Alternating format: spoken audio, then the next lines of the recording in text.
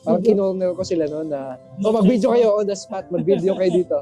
So parang sila na-shock na, ha? Hindi pa ako nagbe-video, gano'n. So ano yung ginawa mo noon? Sabi ko yung head mentor namin yung nagsabi na Neil gawin mo, Neil mag-shoot ka. Hindi na ako nagsabi ko, hindi ko chayo ko. Oo, walang gano'n. Wala akong sinabing gano'n, di ba kasi ako, wala akong sinabing gano'n. Mahihain ako, walang gano'n. Di ba? Sabi, sige, tinanong No ko si Coach Edward, di ba? excuses. Di ba? Tumatawa pa nga ako, di ba? Bakas ako Nangingiti si Coach Edward, pero alam ko, deep inside of you, Coach, you see that I'm trying.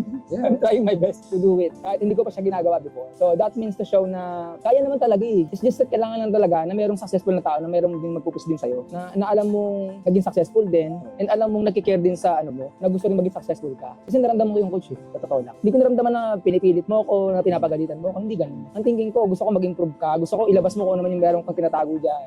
Yun yung nasa high school. And thank you. Talagang naiyak ako. Memorable yun. And after nun, doon ako nakapag-shoot talaga ng yung confident ako. Yung time na yun, ako pa lang naka-leads campaign sa mga affiliate. Ako yung kauna-unahang nag-leads campaign na walang pumapalakpak, walang okay yan, maganda yung ginagawa mo. Pero nung pumasok yung February na 39,999, doon na nagkaroon na ng spark. Ano ba ginagawa niyan? Tapos April. Live yun, no? Live yun, di ba? Oh, live yun, sa Samon. Nasa Zoom nung pumasok bigla. Umiyak din ako nun Ito yun. 40k pa lang, iniyak ko na ngayon. Magkano na ngayon? 2.7 million na ngayon. Diba?